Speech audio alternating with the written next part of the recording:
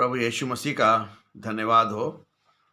आज का जो मेरा टॉपिक है वो है रिजरेक्शन ऑफ क्राइस्ट, मसीह का पुनरुत्थान, जो कि प्रेरितों के काम उसके 2 अध्याय 31 और 32 में पाया जाता है। Book of Acts chapter 2 verse 31 to 32। Actually मैं आपको जो मैं बताऊं कि रिजरेक्शन के बारे में प्रभु यीशु मसीह के लिए बहुत जगह लिखा हुआ है और इसीलिए यहाँ पर भी रेजरेक्शन के बारे में लिखा हुआ है। ये वचन जो है जो सीधे तौर पर यीशु मसीह के पुनरुत्थान को सिद्ध करता है। ये भविष्यवाणी प्रेरित पतरस द्वारा पेंतिकोस्त के दिन दिया गया था। पतरस यहाँ राजा दाऊद के भजन 16:10 के बारे में बता रहे हैं। यहूदी मानते थे कि दाऊद राजा ये बातें अपने बारे में कह रहा था, क्योंकि तू मेरे प्राण को अधोलोक में ना छोड़ेगा, ना अपने पवित्र जन को सड़ने देगा। पतरस ने तर्क दिया कि दाऊद तो मर गया और उसे दफनाया गया, उसकी कब्र आज भी हमारे बीच में है। यहाँ दाऊद अपने बारे में नहीं बल्कि मसीह के बारे में बात कर रहा था। पतरस उन लोगों से बात कर रहा था जिन्होंने यीशु मसीह को क्रूस पर चढ़ाते हुए देखा था। 31 पद में हम यहाँ देखते हैं कि उसका प्राण अधोलोक में नहीं छोड़ा गया।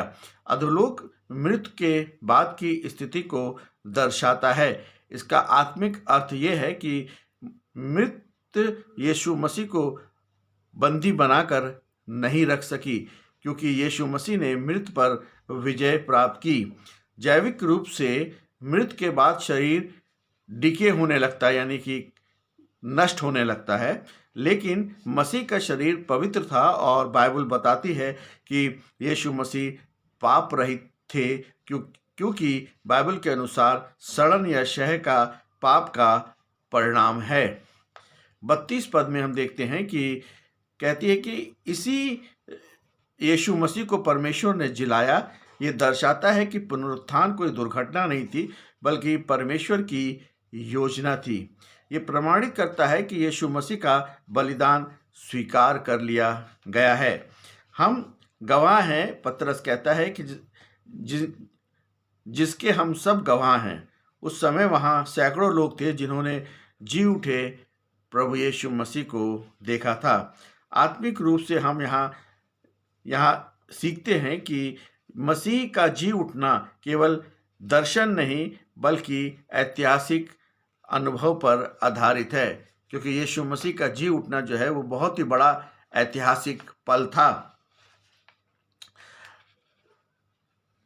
यीशु मसीह ने मृत्यु पर विजय प्राप्त किया और ये विश्वासियों के लिए मृत्यु अंत नहीं बल्कि एक द्वार है।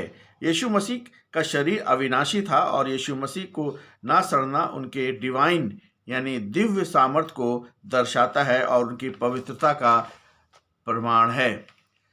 सारी भविष्यवाणी पूरी हो गई और ये सिद्ध करता है कि परमेश्वर अपने वादों और प्रतिज्ञा का पक्का है। हजारों साल पुरानी भविष्यवाणी जो है वो पूरी हुई।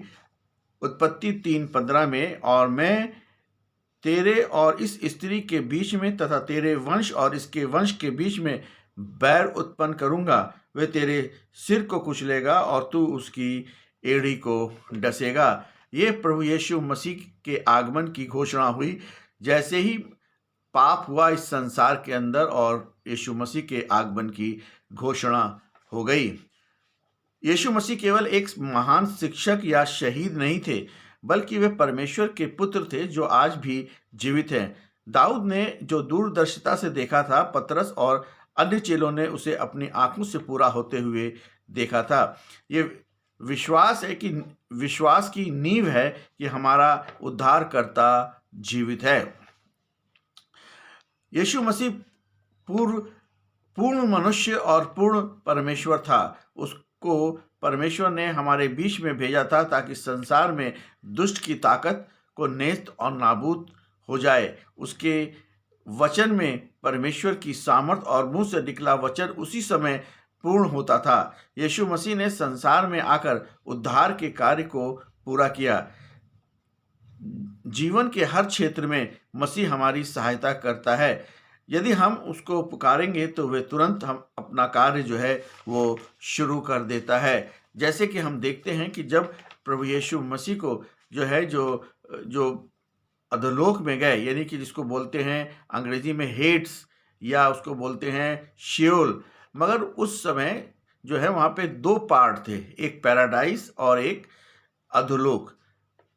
प्रभु यीशु मसीह ने जब इस संसार से जब गए और जब उनका स्वर्गारोहण हुआ तो अपनी जो कलीसिया थी जो कि पैराडाइस में थी, उन सब को लेकर के वो स्वर्ग में चले गए थे।